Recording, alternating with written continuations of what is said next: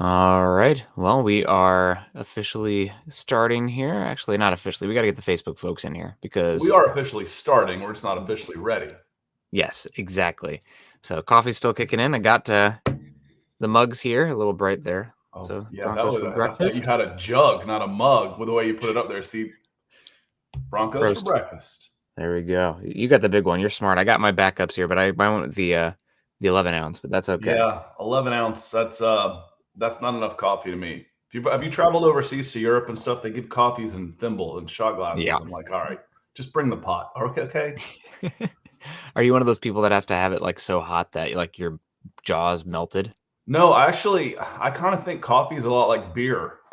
It's super hot. That means you've got bad coffee. You can't, if you can, Yes. because the hotter it is, you can taste it. And that's why they fooled you into thinking that cold beer is good beer, because cold beer means you really can't taste it. Because if it warms up and you taste it, you realize, hey, this is crap beer. Yeah. So good coffee, you can actually let cool off some and so you can taste it. So 100%. I'm with an agreement to you. Speaking of good stuff this morning, we got Mohammed Badri coming in. Good morning, gentlemen. Mohammed always, I feel like Mohammed took a little hiatus there for a second, but Mohammed, so happy to have you back. Hello to Malik and also Mohammed sharing some love this morning, saying hello to Dave and EJ in the house. Let's say hello to Dave also. Dave dropping the hearts here. We love you, Dave. Good to see you. EJ saying good morning. Nick and Scott in Broncos country. And US Dave saying the best part of the game was as bad our performance. We still had a chance in the final second. So yeah, as bad as the game was, we still had a chance. So I agree with you. I'm going to try to look a little bit man, positive. that's the positive outlook I like on a Tuesday morning on Broncos for breakfast. It's been Exactly. doom and gloom for the last 2 days that I've been on the evening shows. No, we're gonna keep it a little bit light here in levity because the Broncos are 3-2. The Broncos are facing oh my God, a disheveled Raiders organization as we've seen in a long time, and that's saying something for the Raiders because that's typically where they're living. But man, talk about a do or die week for the Broncos. We got Dave coming in with stars over on Facebook, the hearts and the stars coming in here. Thank you so much, Dave. Great to have you here this morning. We love to see you. EJ saying, "See you, Chucky. Good riddance." But so we'll I guess we're gonna have to talk about that a little bit, but I don't know. We might have to dance around it a little bit too. I don't want to say anything to get us in trouble. But obviously, guys, this is Broncos for breakfast. You guys can follow You Scott know and what I'll say myself. that'll get us in trouble? Hmm, As I say, get in careful. trouble. It's like, listen, there's several sides of this. There's the people that don't really go into the whole thing and say, this was 11 years ago. What's the big deal? I disagree with that take. The take I think we can all agree on is if you are arrogant and stupid enough to put thoughts like this in writing, you shouldn't be employed as a head football coach in the National Football League. That's basically my thoughts on it. If you're that dumb, I don't want you coaching my football team. Yeah, yeah. I have some takes too. We'll get to it just after the introduction here. Obviously, you guys can follow Scott and myself on Twitter at Scout Kennedy and myself at Kendall Can you hear MHH. me okay? Ashton says he doesn't hear my mic. It sounds like you're a little boomy, like it's not coming through the mic, like it's coming through the computer, maybe.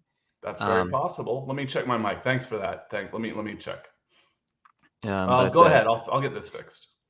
So yeah, follow us at Huddle Up Pod as well as at Mile High Huddle. You guys like the gear? Got the Broncos for Breakfast hat came in. Got the Broncos for Breakfast mug. Scott and I are both rocking them. Scott's going to get some more coffee, I'm assuming. But yeah, go to huddleuppod.com to get your swag on.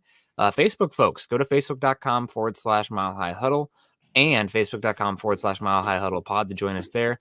And if you would please, if you're joining us on YouTube today, subscribe, like, and share. That's probably the number one way to listen to us, Facebook and YouTube. And while you guys are over on YouTube, go to youtube.com/C/Scott Kennedy and follow Scott's channel. We'll be there talking some Falcons tomorrow, which will be fun. Obviously, Cordell Patterson almost saved my fantasy league this week. But of course, I was going up against the combination of Lamar Jackson and Mark Andrews. So I'm in pain. Oh, you had Fantasy Lamar wise. Jackson last night, and that should sound a little better. Thumbs up, Yes. everybody. Yep, you sound great. Okay, thank you. You sound great. Also, yeah, guys, like, subscribe, and share on Facebook, YouTube. We need to get the likes coming in here. We got the hearts coming in from Randy, Gary, Andrew, and Dave. Thank you guys so much. Albert Knoppers is coming in. Morning, guys. Good to see you. Lawrence Rivera, we love you, Lawrence. Hey, good to see you, Lawrence. Giving the Fonzie there. JJ Johnson, don't recognize you. JJ, welcome in. Good morning, guys. Glad to be able to catch the show live. Glad to have you here, JJ. Need some positive Broncos conversation, or maybe we need a new hobby. I'll do what I can today to bring the good vibes. I am still riding the high of the number 2 in the nation, Iowa Hawkeyes, beating Penn State. So I'll try to bring the good vibes here today. Dave Crespin's in here. Good to see you, David. Good morning, guys. Is this weekend a must-win game against the Raiders? Yes, it is. This is a must-win game. Miguel's in the house. Good morning, fellas. I feel a lot better about winning this week than I did 24 hours ago. They better win now. Gosh. Yep, there was the mic coming in. You do sound better, Scott. Ken Booker's in the house. Good morning. If the Broncos let go of Shermer at the end of the year, who are some coaches you would like to see Denver interview? Or should we stay in-house? I think if the Broncos lose Shermer, I think the writing is on the wall for Fangio as well. I think that if you're firing your offensive coordinator midseason, how often does that actually work out where it galvanizes the team and things all of a sudden kick off in the right direction and everybody saves their job? Not very often. Not very often. Yeah, I think it'll be a clean sweep. I'm actually a little surprised that it didn't happen last year. Honestly, if you're bringing in a new general manager on a team that is not winning, get your own guys. Yep. And part of me says, do you know that going in? Do you feel the full support? I don't know the relationship, but I mean, you watch this business enough, and when a new general manager comes in and you had a losing record, you're gone. I mean, yeah. I understand that's business. So I think it'll be a clean sweep. There might be for coordinators and for head coach, you're gone. Maybe a position coach sticks around, something like that. But some backroom staff, some of that type of stuff. But as far as the 3 highest profile positions, head coach, coordinator, I think all of those would be gone. Agree with you. And we got Gary maybe coming with stars here. Good morning to you, Gary. Gary came in with the stars. Peter Middleton has come in with the stars too, with his rose-tinted glasses. And then let me see if I can go up here a little bit, because Lawrence came in with his eye. The Fonz. So thank you so much. I'm reading that too much in like my Australian accent. Is eye. Hey. So, and then Peter came in with some stars too. Appreciate y'all. Yeah, Peter, he gave the opportunity this season to the staff already here, talking about George Payton, of course, and gave himself time to check his staff and personnel before making big decisions next year. Yeah, I mean, it's still a little bit early to completely write this Broncos team off too, right? Like, they're 3-2. We're second place in the AFC West. We're not in a terrible position. Now, did they drop a game that they should have won versus the Steelers? Yes. I mean, you left points on the board. You death by inches. That was Vic Fangio's saying when he came in. This Broncos team lost by feet this week because they constantly were shooting themselves in the feet. And that's the one. When the coffee's not kicked in yet, sometimes I say magical things. But it's the opposite for me. You're lucky to get 2 words out of me until this comes in. So we started. I've got the press here, so I'm only about that far into my coffee. So okay, well, let's Broncos for breakfast. Eating it up. And thank you so much, Ashton, saying listening, just want to be a part of the chat, doing some morning cleaning. I feel that, Ashton. I love to clean and do podcasts. Maybe not love, but it makes it much more fun. Vic's in the house. Good morning to you. Go Broncos. JR's in the house, coming from Pensacola. Good to see you, Moron. Always good to see you, Moron.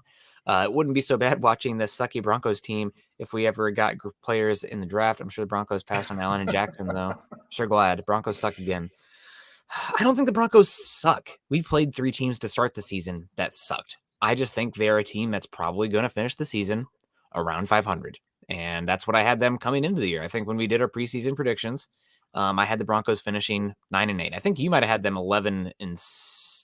I need to go back and find it, because they're either right on what we said or just behind. Honestly, they're right where I said they were. I had them like 3-5 at one point, and then they went on a tear towards the middle of the schedule where it eases off. But we talked at the beginning of the season that the AFC North just scares the bejesus out of me. It always has. I mean, those teams might not always be who they have been, but going into Pittsburgh's tough. That's just historically tough. The Ravens are a good team. The Browns, usually you can count on beating the Browns. You can't even count on that right now. No.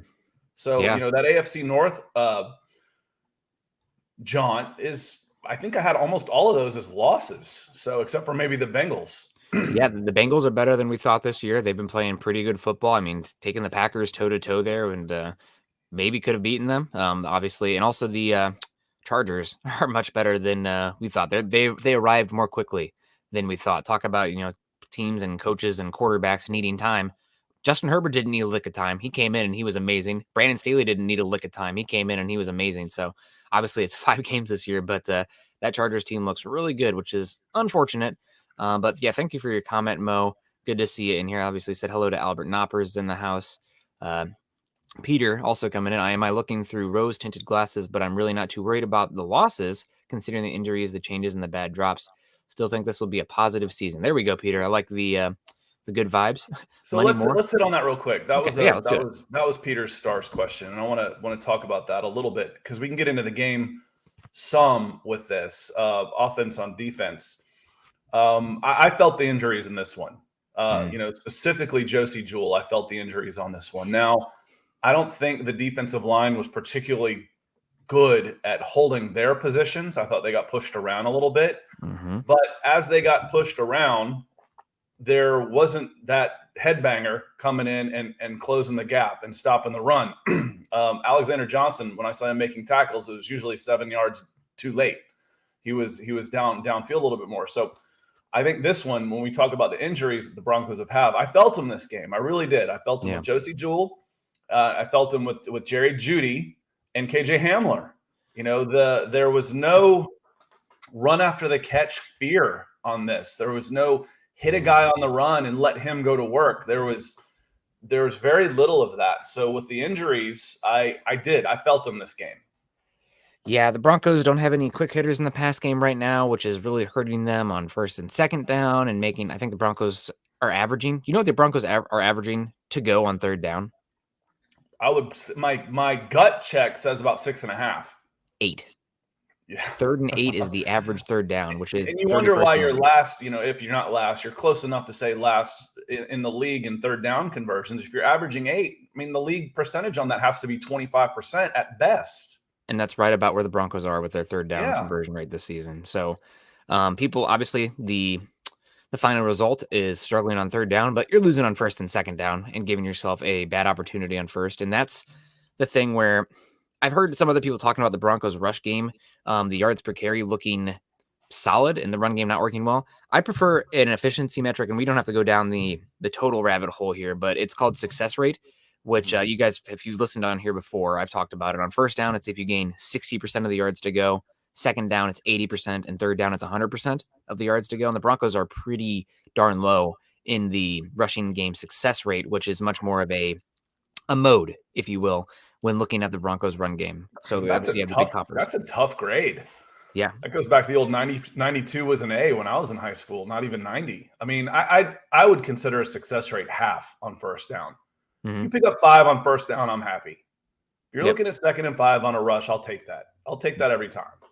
Yeah, I don't disagree. But we don't know. The point you're making is they're not there. No, I think the Broncos' rush success rate is about 30% so far this season, which is bottom 5 in the NFL. So not good enough. Some of that is on the play calling. How many can we get a play action on first down if the team is loading the box? Please, God. I don't think we had a single under center play action. Well, the problem is like you said, if they're attacking the line of scrimmage because they know you're going to run, then you don't have time for play action. The play action is to freeze somebody. Yeah, maybe, but if I run a play action in a blitz, and I'm the linebacker that's coming as a blitz, I know I just have to attack the ball because the quarterback and the running back are meeting in the same spot. If I attack the ball, I just blew up your play action. Doesn't matter if you're going to hand it off or not. I just blew it up. Yeah, no, which is why I always say the flip side of that, play action in obvious passing situations drives me berserk. It drives me crazy. 2-minute drill and you run a play action, it just drives me crazy. All you're doing is costing 2 seconds when you've only got 4 for your quarterback. Yep, to evaluate and everything. Yeah, good point. Michael maybe coming in with stars here. Good morning, Nick and Scott from Broncos for Breakfast. Go Broncos. Good to see you. Good morning to you, Michael. Rod is in the house. Good to see you, Rod. I'm new face. Good to see you. So Teddy has a 1-year deal here. That is correct. DeAndre Witherspoon talking about this Raiders game. This is a big division game Sunday period. They have to match the Raiders' energy and intensity and desperation. This is a Raiders team that could come out completely disheveled. I mean, they lost. You don't know what you're going to get. You Yeah. don't know where you're going to get. They could come out on fire, or they could just tuck tail and say, we're all leaving here anyway. They looked pretty tuck tail against the anemic Chicago Bears last week. So we will see this Broncos team. They're going to have to come out with energy. Things have changed since then, though. Yeah, that's true. And something I want to get back to when you talked about the Gruden stuff. I don't know how, given the diversity and the amount of like buy-in you have to have from your players in that locker room, how he could have faced those guys again and had buy-in. It's not like the Urban Meyer thing to an extent where like laughing at him when he leaves the room, but like there's no way enough of those guys would be bought in. There's a certain extent where most of the people in there have screwed up one way or another. This is a long time ago, whatever, blah, blah, blah. Yeah.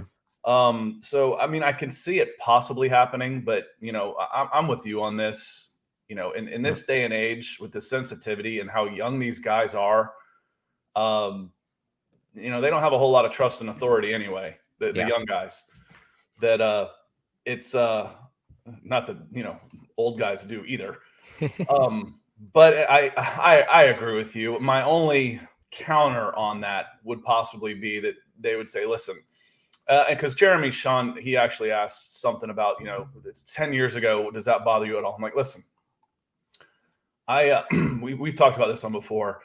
I'm 24 years sober. And the reason why is because I got my second DUI in 1997. So that's 24 years. My second one. If I applied for a commercial driver's license and they went back there and said, sorry, you're disqualified, I'd say, okay, it's 25 years ago. I get it. I screwed up. I shouldn't have. I should have known better. I'm okay with that. Those were choices I made that followed me for 25 years. I get it. And like I said, if you're that stupid to put stuff like that in writing, not even just ha-ha amongst the boys out beers playing golf, but to put it in writing and hit send on it, I don't want you as my coach. Yeah. Yeah. Nope. And again, I just don't know how he could go in the locker room and look in the eyes and demand the respect of those guys like you'd need from a head coach. So, and also pivoting real hard right now. Happy birthday to Michael Ronquillo. It's great to see you in here. Thank you for spending your birthday morning with us, and everyone in the chat. Please give one of our favorites in here, Michael, a shout out on birthday for his birthday. And Michael, if you want, let us know how old you are. That's always fun as well. But great to see you in here and spending your morning with us. So, we talked about Gruden. We talked about the Broncos in general, kind of spinning wheels, Shermer, et cetera, et cetera. I want to talk about this Broncos-Steelers game. Obviously, it was disappointing. This team had no life in the first 2.5 quarters, struggling especially on offense and giving up points and falling behind. And this offense is not good enough to catch up with that. But what I want to talk about first is this defense. We've seen the Steelers this year. They have been not a good offense. Big Ben is still Big Ben. He's still, a smart quarterback who can get the ball out in time. But the Broncos gave up 100+ yards to Najee Harris, made it look pretty easy. This Broncos vaunted secondary, giving up pretty easy pass plays. Also, we said early on this season, if the Broncos field a top 3 defense, which on paper with Vic Fangio, you would have to make that assumption that they should. With Teddy Bridgewater, this is the playoff team. I know that people are grading Teddy Bridgewater very hard, especially with the amazing AFC quarterback play right now. I mean, we're seeing Josh Allen, Lamar Jackson, Justin Herbert, Patrick Mahomes, blah, blah, blah, Joe Burrow, but it's crazy. But Teddy Bridgewater, I think, is holding up his end of the bargain. The defense is not. They're barely a top 10 unit right now, and that's not good enough. Well, and it's not even just that. It's a couple of the big plays that have been backbreakers. Yeah. We've hit this one several times since the game. So, if you're just on Broncos for breakfast, this will be new for you. Otherwise, you get to hear us say it for the first time. Fuller was terrible. He gave up some big plays. He had that's a $10 million corner that you're talking about right there, who's about to become a CB3 on this one when Darby comes back. I'd have him behind Darby. I'd have him behind Surtain, and he's on a 1-year deal. And there's he's making a lot of money, but it's a 1-year deal. So if it's a sunk cost, it's almost like dead cap money to a certain extent where, listen, I can't have this guy on the field. I don't have so much invested in him over the next 3 years that we have to make this right. It's up to him to prove that he belongs out there. And right now he's a liability. Watching, and Duke says here also, and for me, it's not even the interior pass rush. Appreciate the comment on YouTube, Duke. It's just the interior push, because you're not necessarily supposed to get a big pass rush out of your interior line in a 3-4. That's where Malik Reed and Von Miller should be coming in. Or maybe I drop one of those off and I bring in an inside linebacker or whatever. But your interior line in a 3-4 is just supposed to occupy space, for lack of a better word. And they're getting pushed back. That's what can't happen. You cannot get pushed back. You cannot get separated. You have to maintain your gap integrity and hold your space. And they were getting moved around. So not just the interior pass rush for me, but just the interior push wasn't there against the Steelers. No, I'm totally with you in that regard. It's been disappointing, and I think Ivan has a great point here that I was thinking as well. Shelby Harris and Justin Simmons, two of the Broncos' highest paid defensive players this year, brought back on new contracts, guys who have been standouts in their time in Denver. They're not playing according to expectations of their new contract. And I agree with him 100% here. It's unfortunate. But I know Shelby Harris has been dealing with a wrist injury, but you want to see better pass rush from him, right? Like Broncos found Mike Purcell off the street, right? He was kicking around. You can find run stuffers. Shelby's not bringing that much to the pass rush right now. Now, is that scheme? Is that injury? Is that Shelby? Is that teams dialing up on him? I don't know exactly. You'd have to be sitting in there and asking those questions and getting a honest answer from those guys, which is sometimes hard to get. But not publicly. Yeah, not publicly. But Shelby's been great in run defense, but that's not what you shouldn't be paying that money for run defense. It's a bad allocation of resources. And then Justin Simmons, I don't know what's going on with Simmons this year. He has been outshined by Kareem Jackson. Now, he's not terrible by any means, but he's not second highest paid safety in the NFL money. Now, I will do a little bit of a red herring here just to make myself feel better. At least the Broncos didn't trade 2 first-round picks and then make him the highest paid safety. Looking at you, Seattle Seahawks, especially a guy who can't cover from the safety position, as a glorified will linebacker. But it's those guys both got to play better. And Kyle Fuller, you hit on the injuries earlier. You talked about Jewell and Chubb and KJ. The guy I was missing this week, Ronald Darby. That's who I was going to say. I was like, I forgot. As we started talking about who was about to be displaced, I'm like, and Ronald Darby. So did I feel the injuries this week? Yeah, for sure. Let's look at offense. Jerry Jeudy and KJ Hamler. They bring a completely different element to your team on the passing game. Some of those short check down passes become nice, long gainers. Yep. On defense, Josie Jewell. Yeah, I miss Josie Jewell and his run stuff and capabilities. And frankly, he looked really good going laterally. That's what surprised me the most, listening to the scouting reports from Nick and the guys at Mile High Huddle.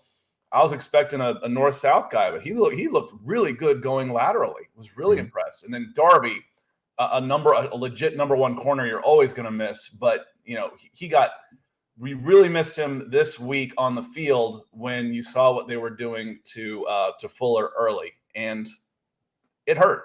It hurt. It absolutely made a difference. So we talk about depth and all those things, but you took a hit. And that certainly wasn't your best team out there. Now, who's coming back? We know KJ Hamler's not coming back.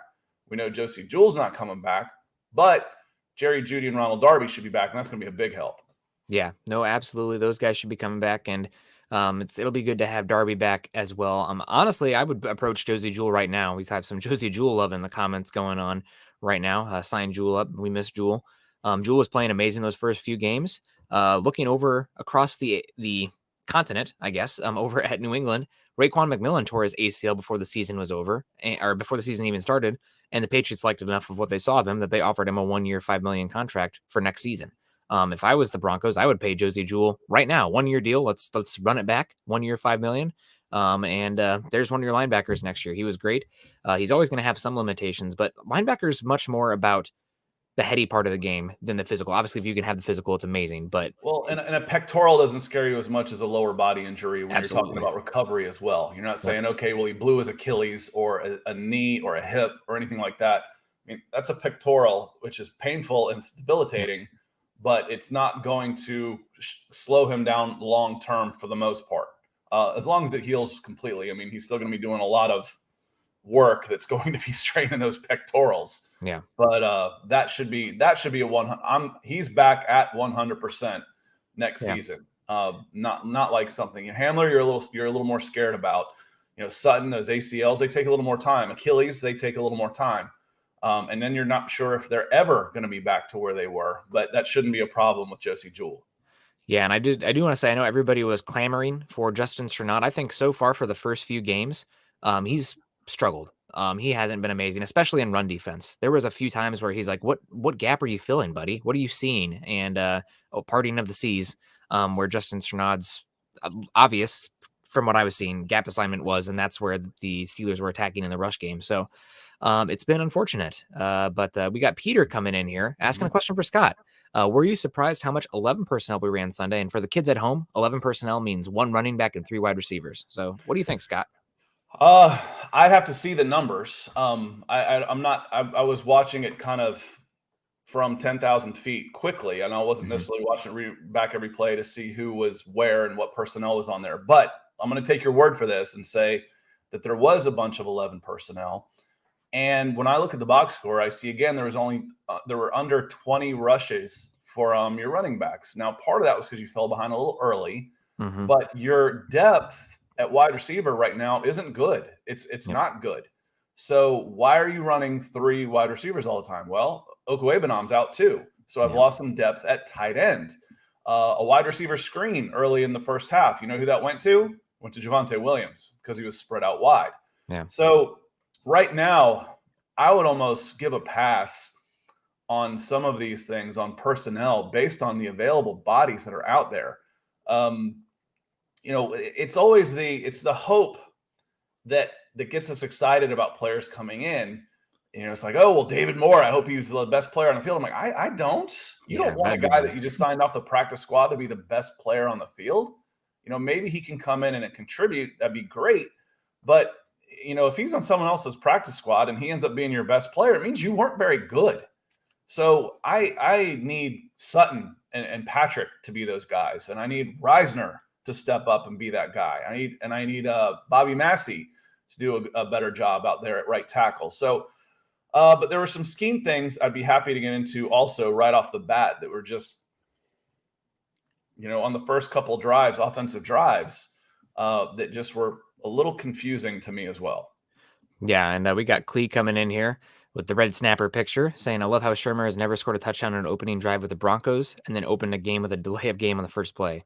I told y'all you needed to know about the game. I told you all you needed to know about the game when you're coming out your first play of the game, running out there, and you get a delay of game. Clee, that's my first note. My first note is how in the hell do you get a delay of game? The only thing worse than that is getting one coming off of your own timeout.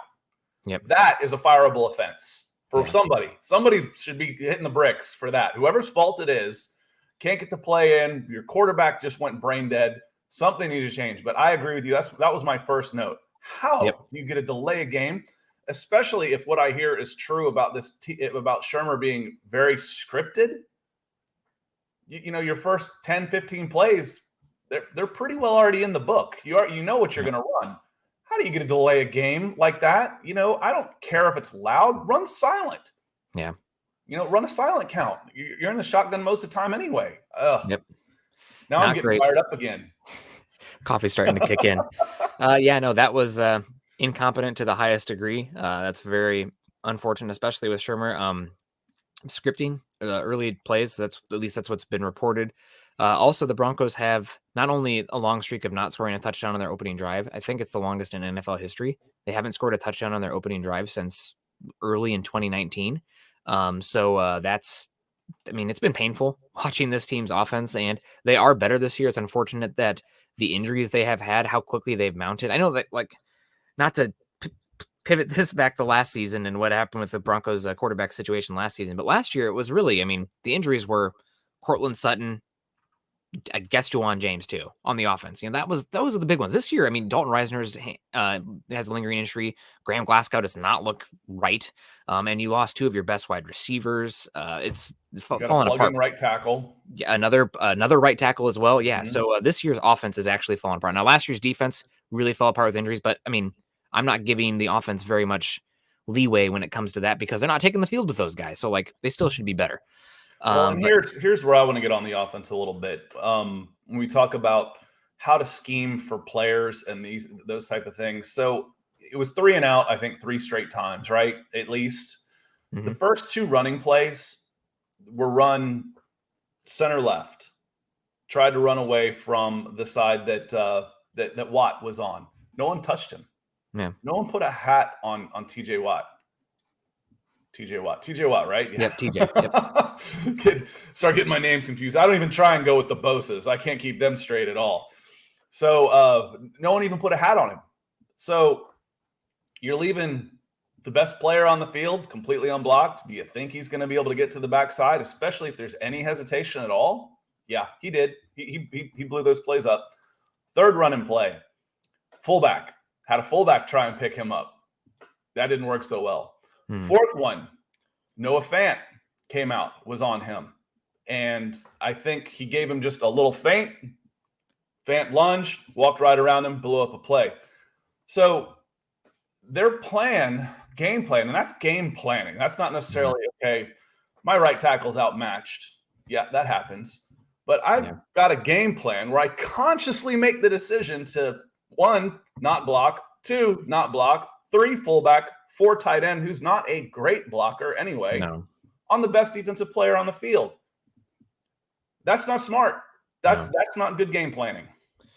No, it's not. And Shurmur, early on, I thought it was looking pretty good, but it's looking more and more apparent that the Broncos were playing some teams that were just personnel-wise outmatched by this team. And you can blame injuries or whatnot, but it's a lot of teams are dealing with injuries right now, and got to get better. And I know that we are crapping on Shurmur, rightfully so, but I keep coming back. My biggest disappointment is the defense. You are paying, this is the number 1 paid defense in the NFL, number 1 paid secondary in the NFL, and they are not getting pressure. They're not getting after the quarterback.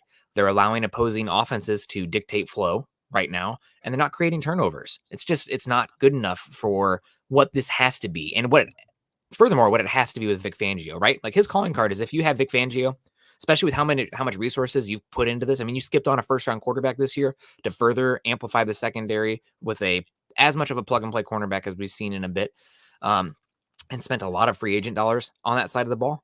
This has to be a top 3 defense, especially with Vic Fangio and all the prickliness that comes with him, and talk about him not really riling the guys up in the locker room, not being that CEO type. You have to have that top defense.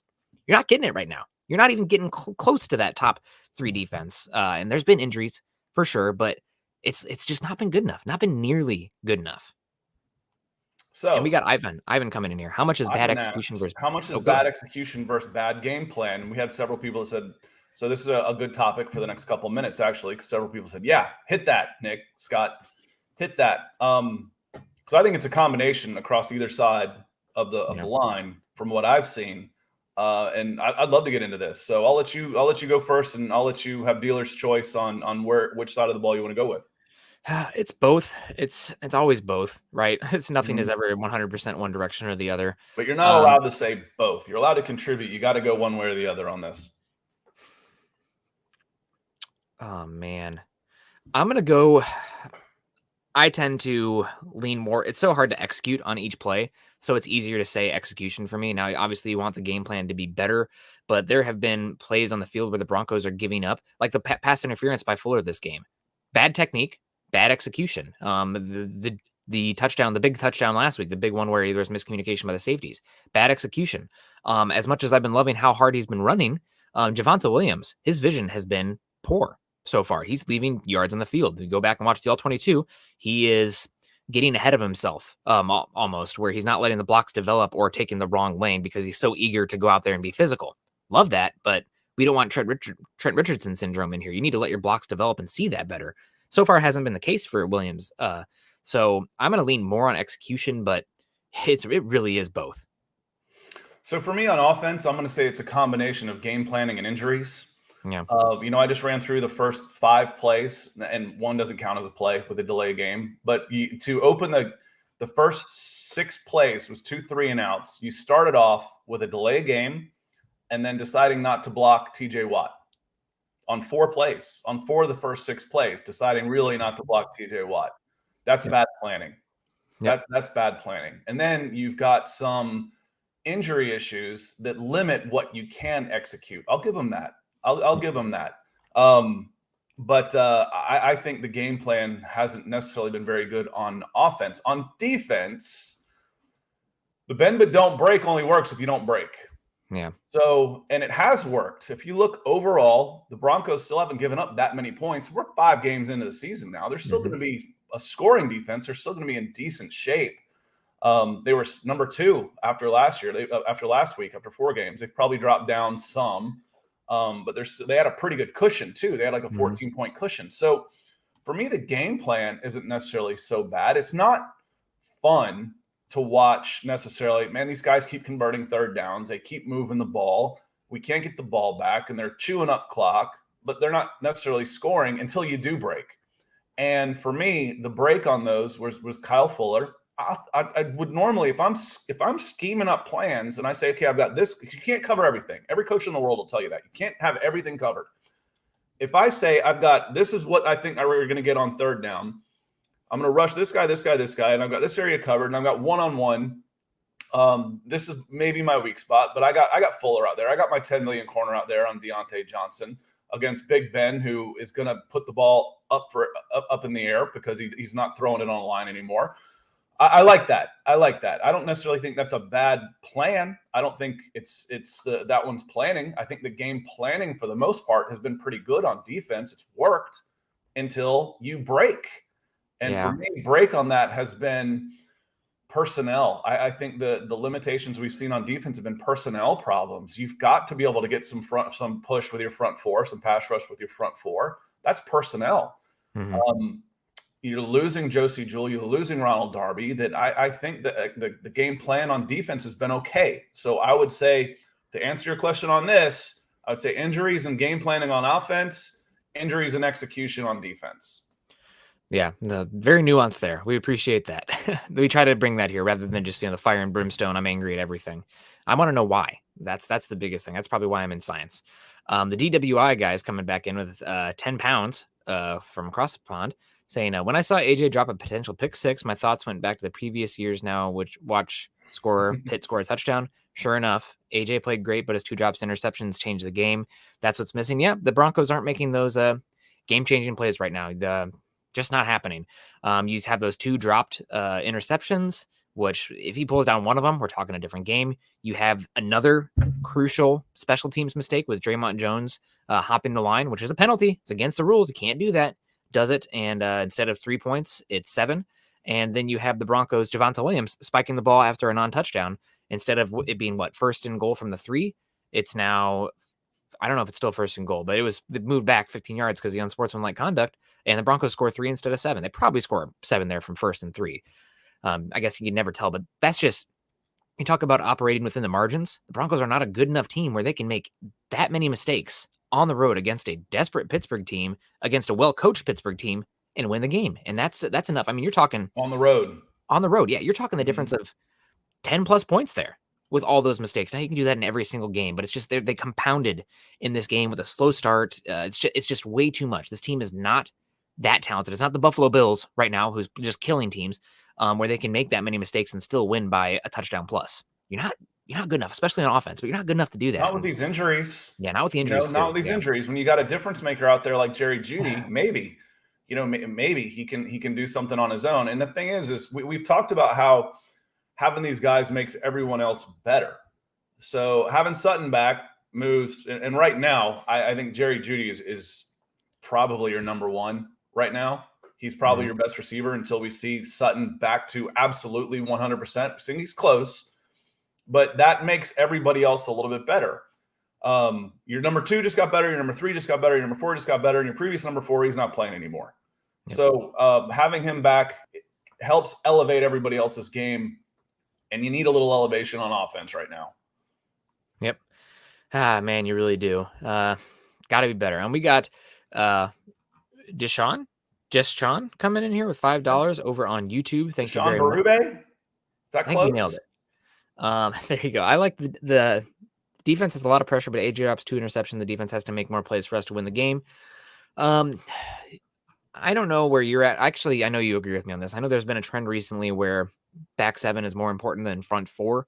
But the Broncos just organically have not been creating enough natural pressure without blitzing. Now maybe Vic Fangio has to alter his scheme a bit and start bringing more A-gap blitzes with Alexander Johnson or stuff like that. But right now the Broncos are not getting enough pressure up front with the front four to really create, make the quarterback make bad decisions. And that's where the turnovers come from, especially if you're going to play this, match quarters, softer coverage on the back end. That means your front four has to win consistently. And they're just not right now.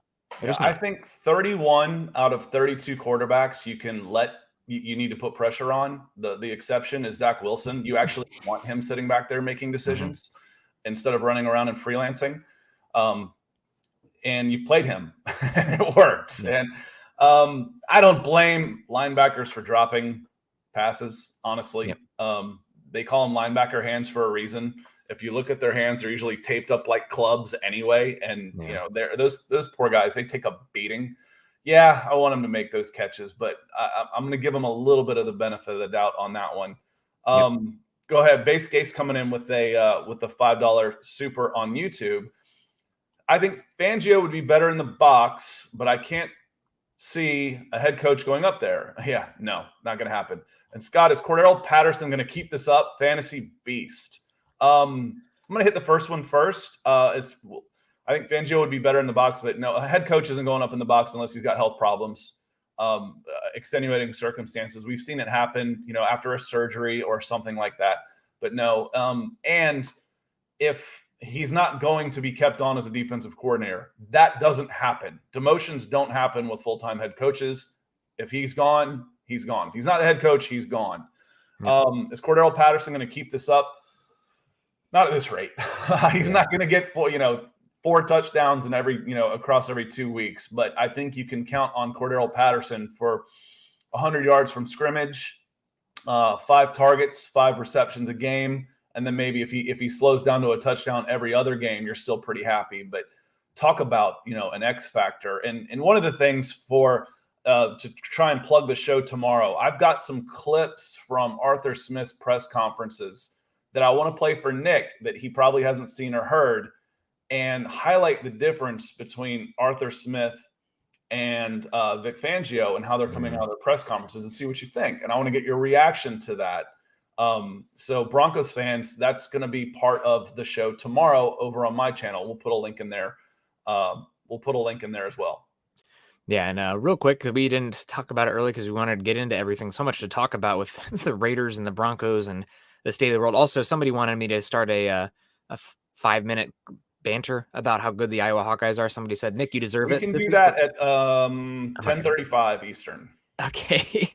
But that's I wanted to say also, make sure you guys are getting your stars and super chats and super stickers in, because you're going to qualify for that Patrick Surtain jersey if you guys are getting those in. And Patrick Surtain, I thought, played pretty well this week. He did have a bounce back game. So Broncos are in a good spot with Surtain. He's been the best first round pick the Broncos have on the roster so far this year, which is probably not a great thing, but he's been playing pretty well. And we got Whale coming in. Speaking of first round picks, should the Broncos draft a quarterback in the first round?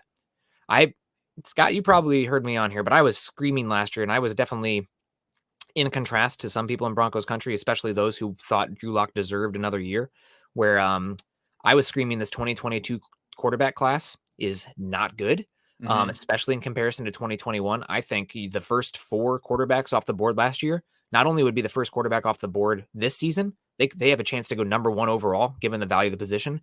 And I am so unimpressed with the quarterback plays. Now, that's not like there's no talent, but it's talent that I think every single guy that I like in this class would need a year, and they are extremely boomer bust for the quarterback. Let's run a couple comparisons on this and having ballsy general managers, because it takes some guts to do something like this. How about the Arizona Cardinals moving on from Josh Rosen 1 year after spending a top 10 pick on him and the money for the chance to get Kyler Murray?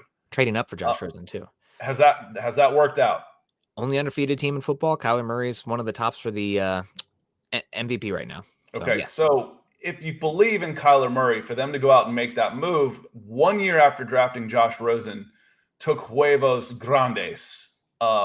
Just that's impressive. That's impressive. General managers don't do that. Coaches don't do that. They're chicken. They're so afraid of being called out. They make so many things for fear of being against the book, not being able to defend. Well, this is what the book says to do. Sometimes, if I just wanted to go buy the book, I just buy the book and not pay you $5 million. Yeah. All right, let's fast forward to this year. Miami Dolphins, talking with our guy over with the Miami Dolphins, and they were seriously considering taking a quarterback. They weren't completely sold on Tua Tagovailoa. They didn't. They traded down, which the deal that they got, I would have traded down too. But they still had a chance to go after another quarterback and maybe move Tua. How's that working out for them? You know what? Just real quick sidebar. That trade down was great. Trading back up for Jalen Waddle, which right now is the number 3 overall pick in the draft, could be one of the all-time terribles. And they still didn't get Jamar Chase, who was the player they wanted all along in that spot. Yep. Who's looking incredible. Nope. That's why it's so if you're trading up in the first round in the top 10, it better well damn be for a quarterback because it doesn't work. Did they learn nothing from Deion Jones? What's going on? So if you are not sold on a guy, it's okay to move up. And what I think it did, what this told me was, one, it was going to be too expensive to move up, and two, you weren't sold on Justin Fields. That was my quarterback take for this year. As soon as they named Teddy the starter, that was my quarterback take for this year.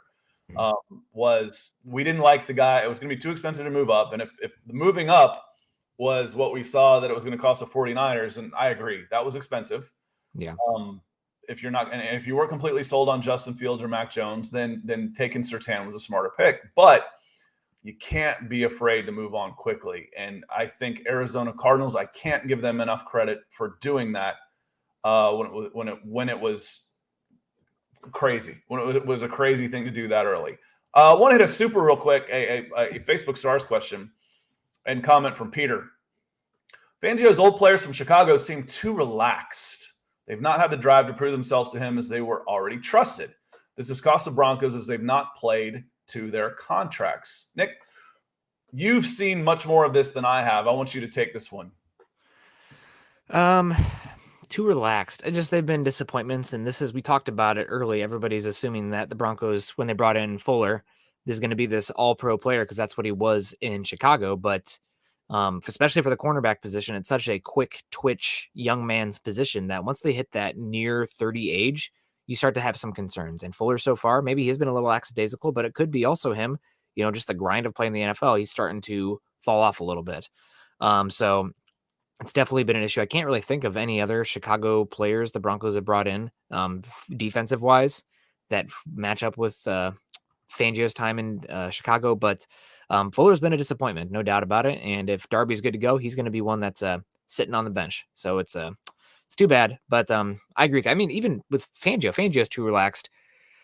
I do take a little bit of.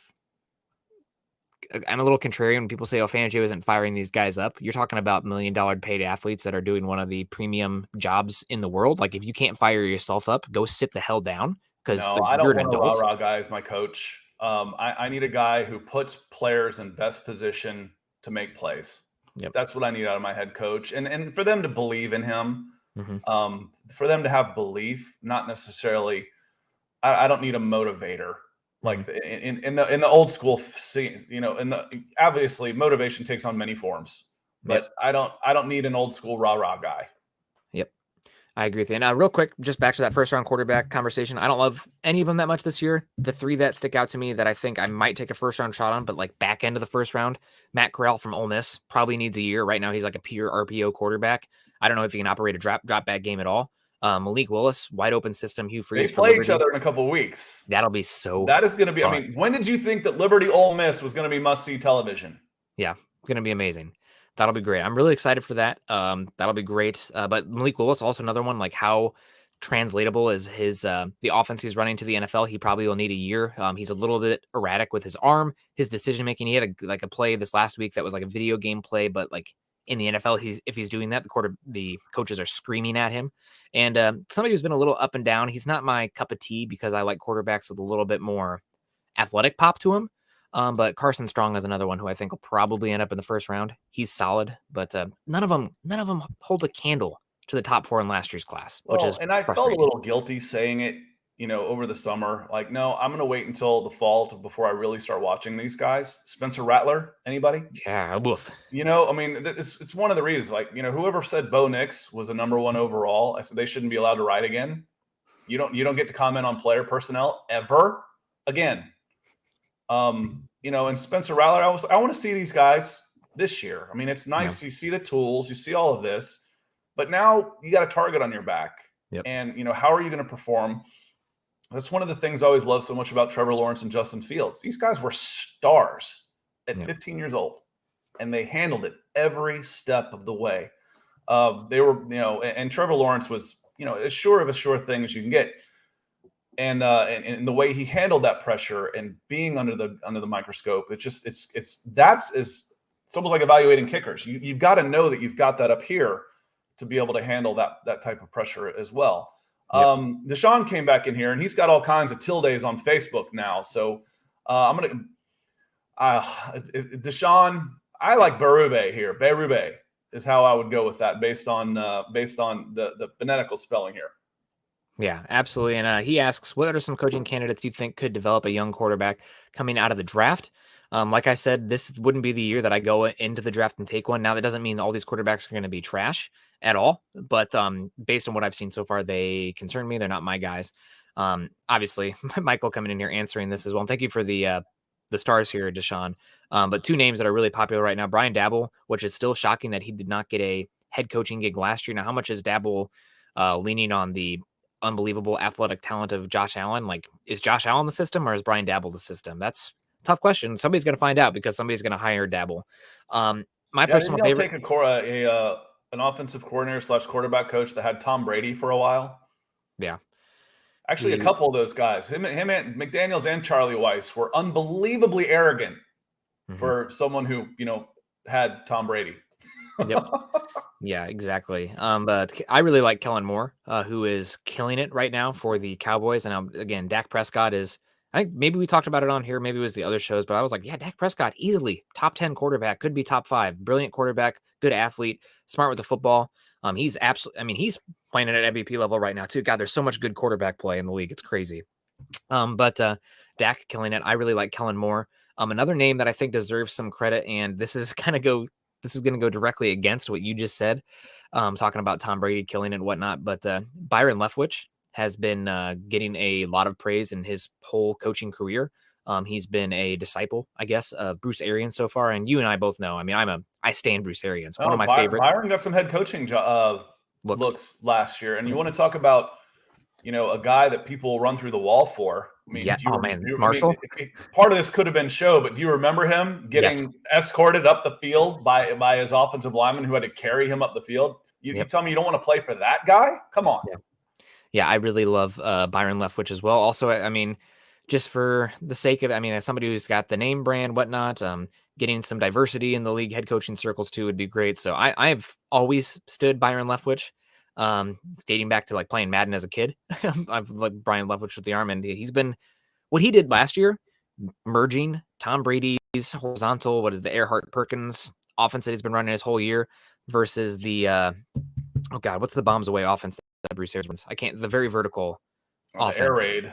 It's air raid. There's a name for it. I cannot remember off the top of my head. But anyway, the way he was able to merge those is incredible. And so many different personalities too that they're dealing with, and a lot of that is Bruce Arians. But I really do like Byron Leftwich as well as a name. So hopefully those are some that you could get some answers.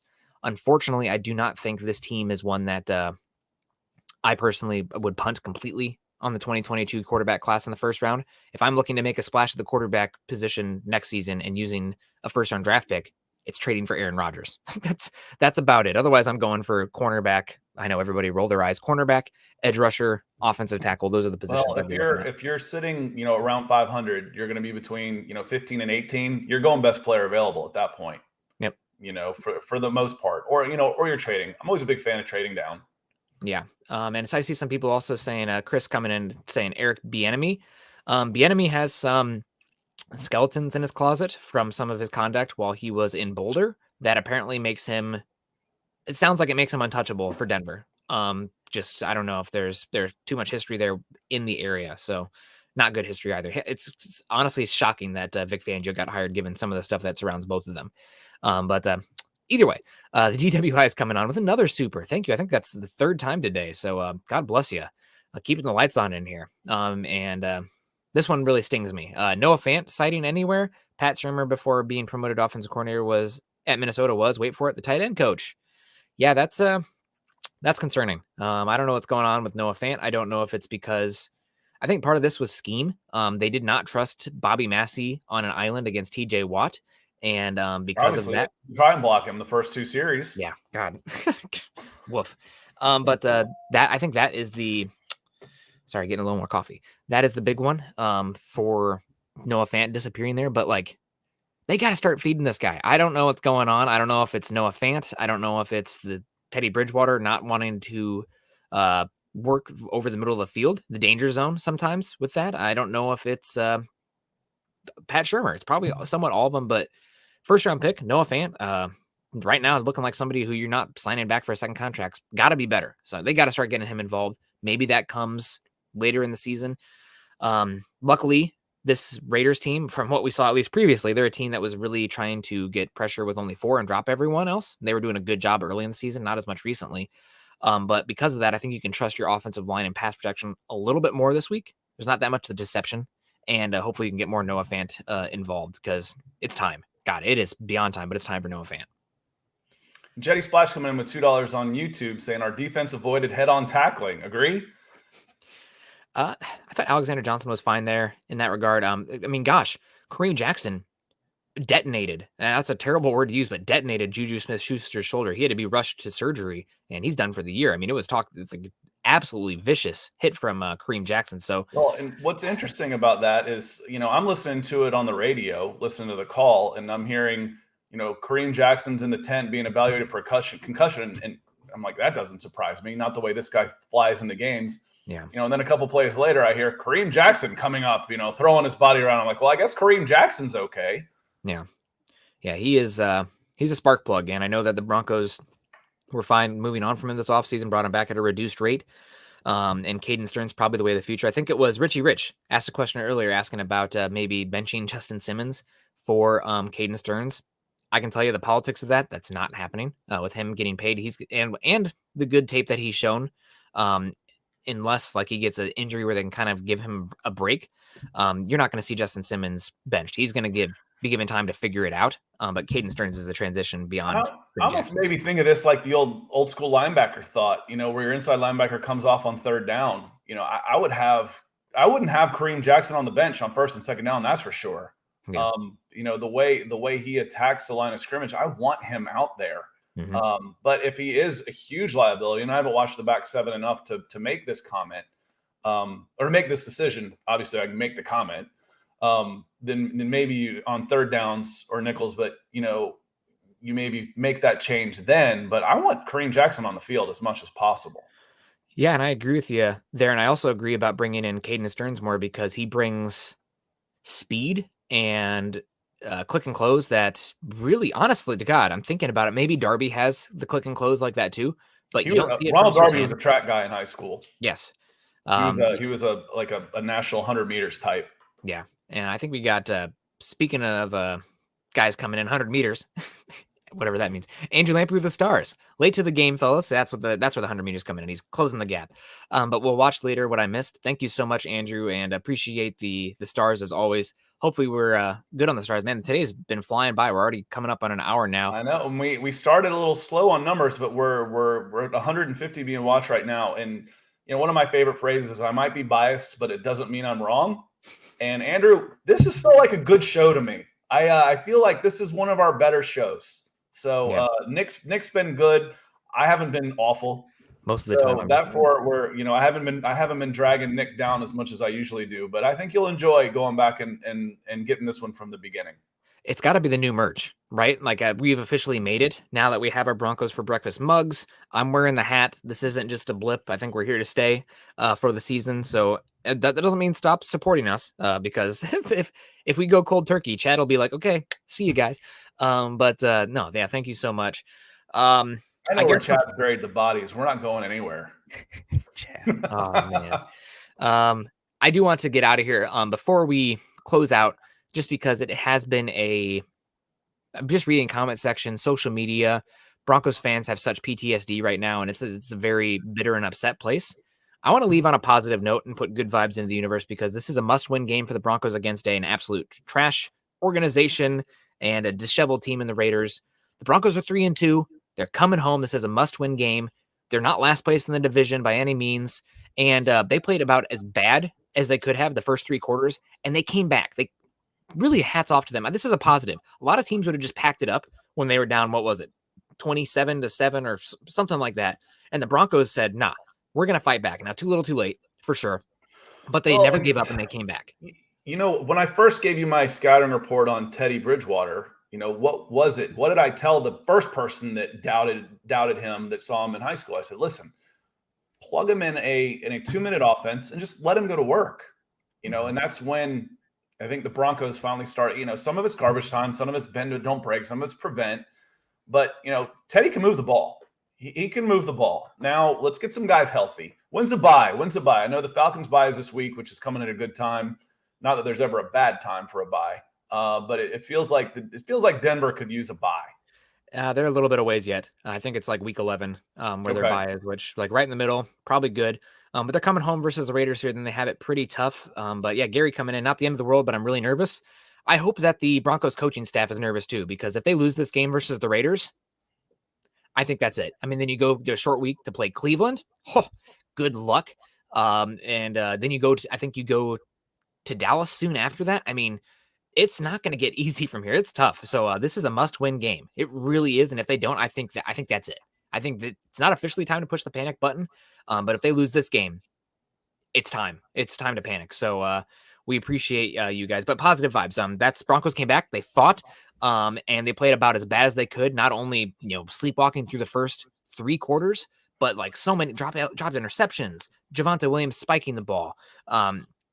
The jumped field goal attempt by Draymond Jones. All of these mistakes compounding and losing the games that you just barely lost. So I think this is a team we should not give up on them yet. I think people are talking about them like they're 0-5.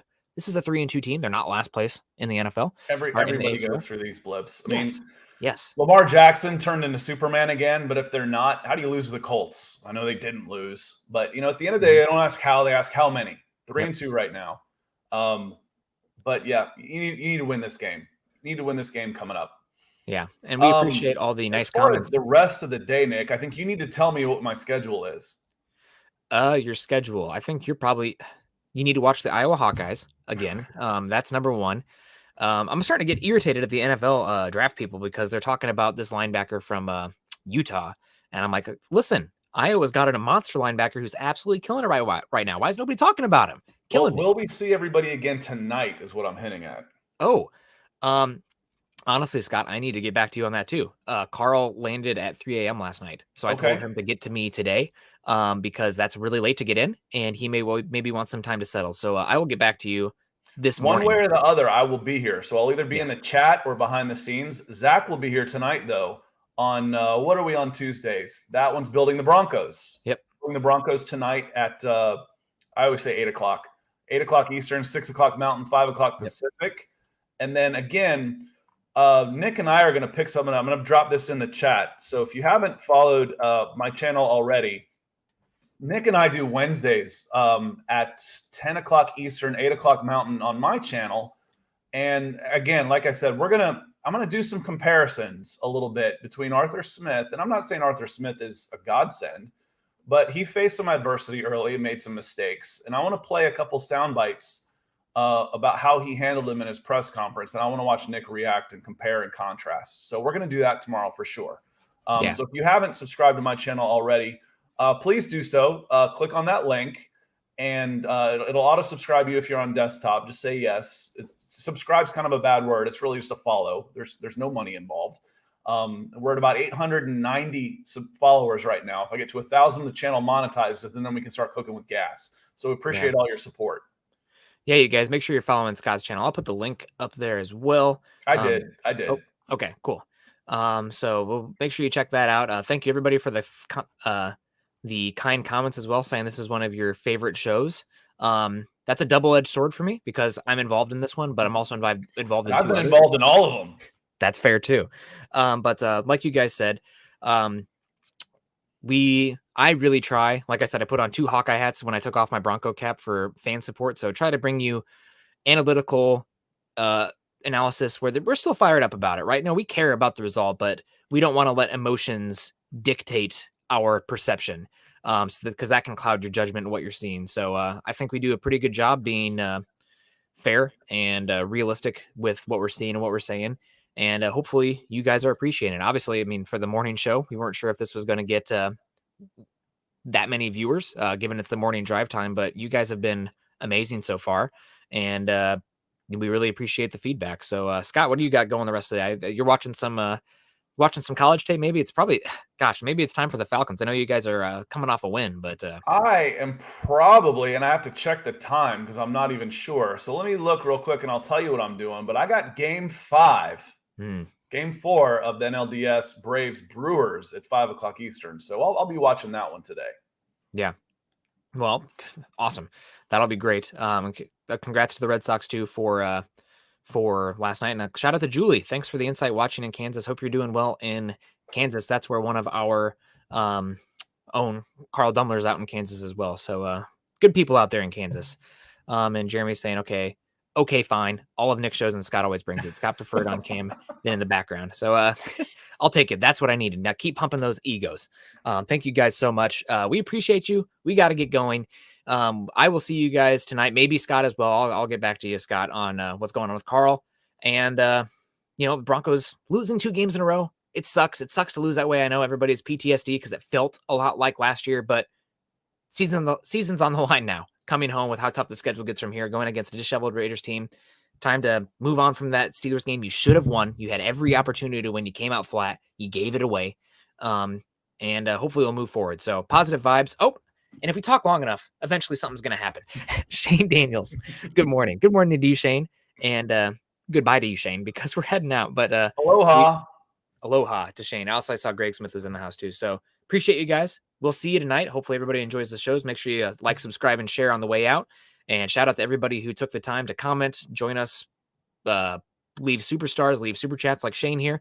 We love y'all. We appreciate y'all. We'll see you later. Go Broncos.